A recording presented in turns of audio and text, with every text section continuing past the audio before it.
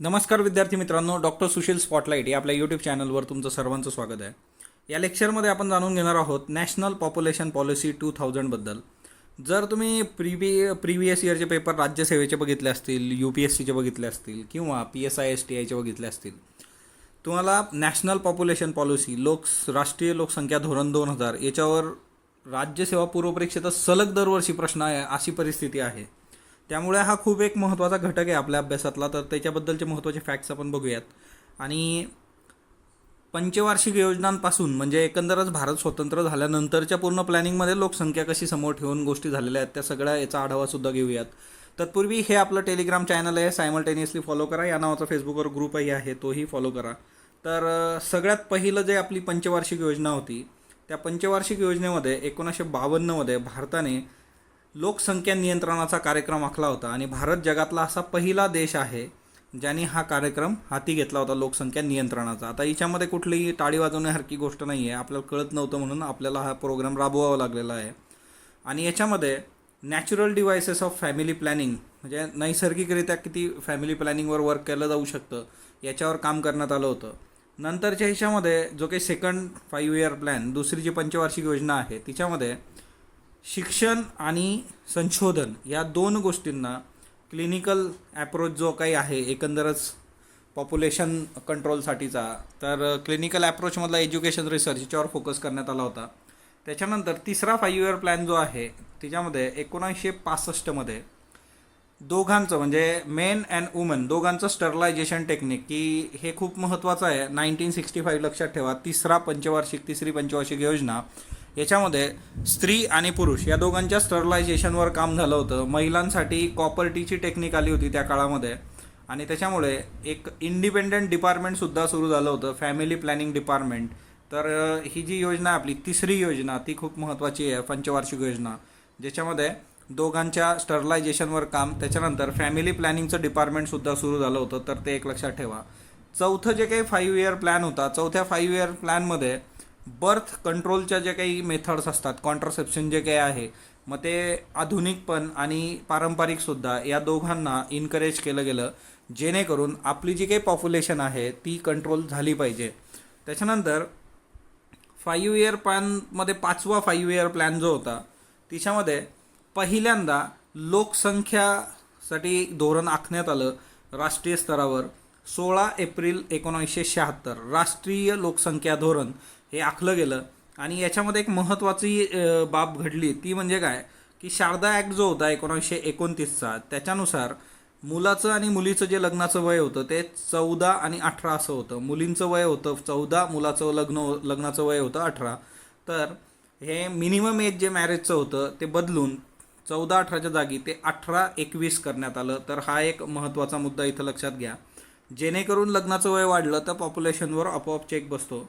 त्याच्यानंतर जे काही आमदार आणि खासदार MLA आणि MPs आहेत त्यांची जी काही संख्या आहे तर ती 2001पर्यंत फिक्स ठेवण्यात आली होती. आणि त्याच्यासाठीचा जो बेस होता तो 1971ची आपलं जे सेन्सस आहे ते होतं. आणि ह्या सगळ्या याच्यामध्ये फोर्स्ड स्टेरलायझेशन करण्यात आलं. जोर जबरदस्तीने लोकांमध्ये फॅमिली प्लॅनिंगचे ऑपरेशन्स करण्यात आले होते. हा तो काळ होता, हा ना, एमर्जन्सीवाला. तर 5th 5 इयर प्लॅन लक्षात ठेवा. आणि ज्याच्यामधून सगळं तख्त बदललं होतं आणि जनता पार्टीचं गव्हर्नमेंट नंतर आलं, काँग्रेसचं सरकार जाऊन. आणि 1977मध्ये मग काँग्रेसनी जो काही सगळा फोर्स स्टरलायझेशनचा प्रोग्राम राबवला होता आणि तिच्यामध्ये संजीव गांधी हे अग्रेसर होते. आणि त्या सगळ्या याच्यामध्ये तुम्हाला NCERTमध्ये रेफरन्सेस त्याचे मिळतील, किंवा कितीतरी लोकांचं लग्न न झालेलं असताना सुद्धा स्टरलाइज करून टाकलेलं आहे. तेवढं प्रेशरच वरतून होतं, टार्गेट कंप्लीट करायचे होते. आणि म्हणून ह्या ज्या सगळ्या प्लॅनिंग डिपार्टमेंटबद्दलच लोकांच्या मनात एक भीती बसली आणि एक निगेटिव्ह ॲटिट्यूड डेव्हलप झाला होता. त्याच्यामुळे नंतर जनता पार्टी जेव्हा सत्तेत आली त्यांनी फॅमिली प्लॅनिंगचं नाव बदललं आणि फॅमिली वेलफेअर डिपार्टमेंट केलं 1977मध्ये.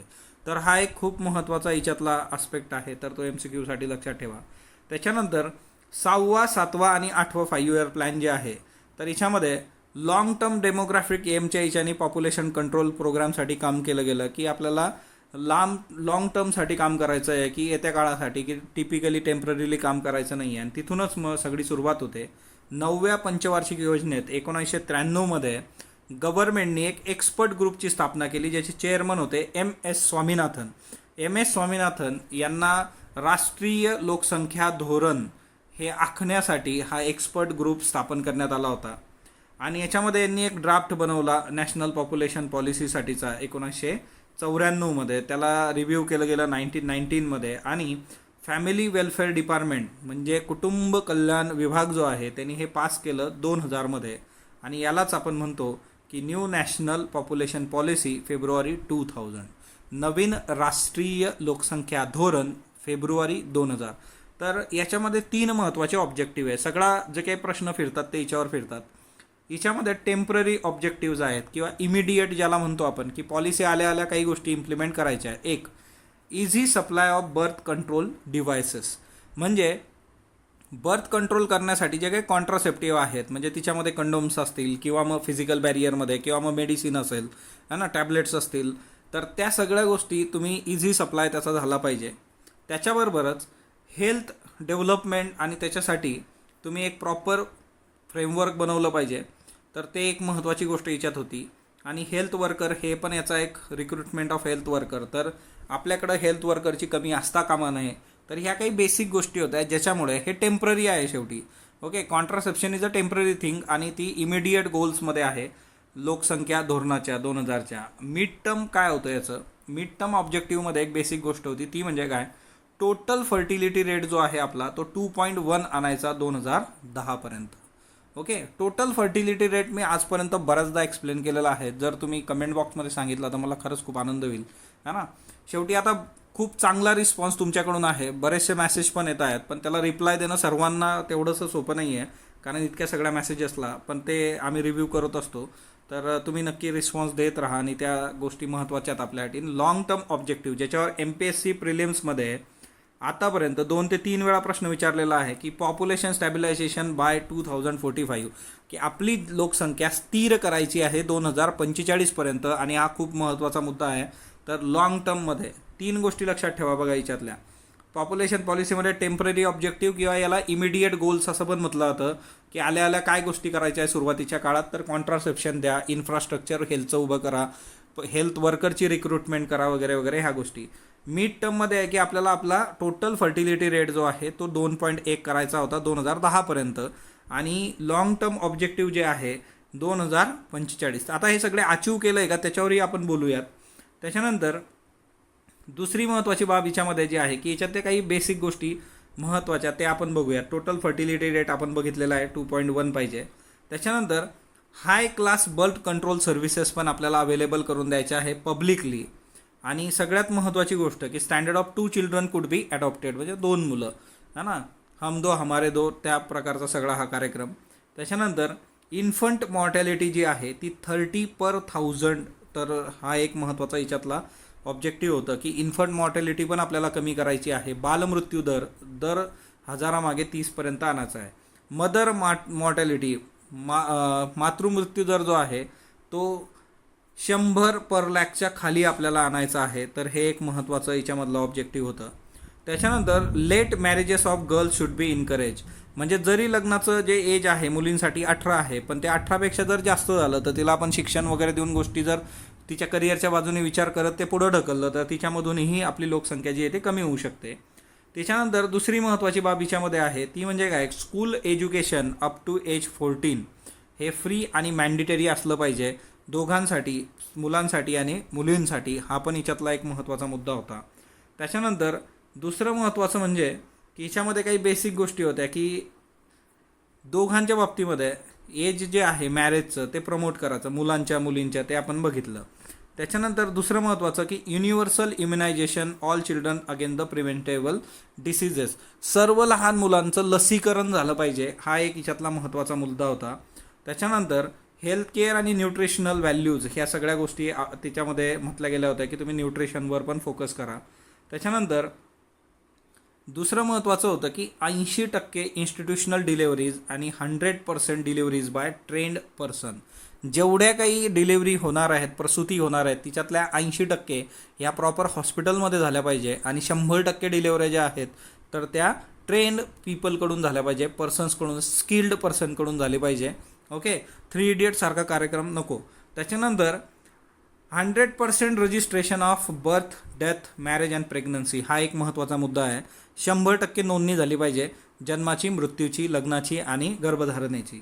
त्याच्यानंतर कम्युनिकेबल डिसीज जे आहे ते प्रिव्हेंट करणं आणि ते कंट्रोल करणं, म्हणजे कम्युनिकेबल डिसीजेसमध्ये नियंत्रण आणि त्याचं प्रिव्हेन्शन या दोन्ही गोष्टी, तर हे एक महत्त्वाचं होतं याच्यामध्ये.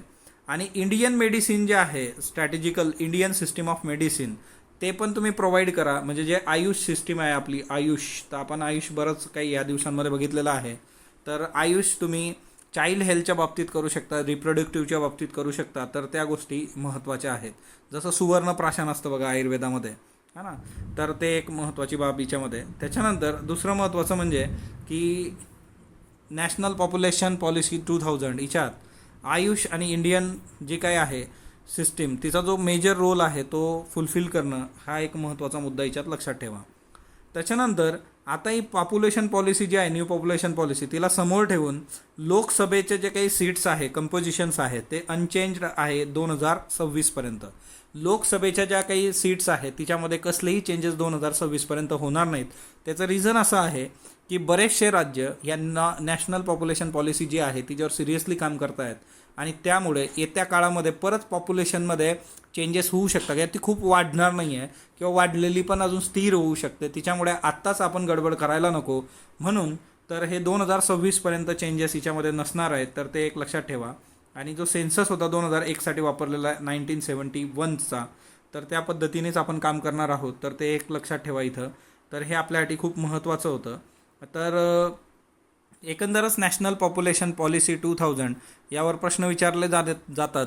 पण एक गोष्ट आहे की नॅशनल पॉप्युलेशन पॉलिसी 2000 आपण गोष्टी अचीव केल्यात का, तर याच्यामध्ये काही गोष्टी आहेत की एक अजूनही आपण आपलं इन्फ्रास्ट्रक्चर, त्याच्यानंतर हेल्थ वर्कर रिक्रुटमेंट ह्या गोष्टी आणि लोकांमध्ये अवेअरनेस प्रॉपरली पसरवू शकलेलो नाही आहे.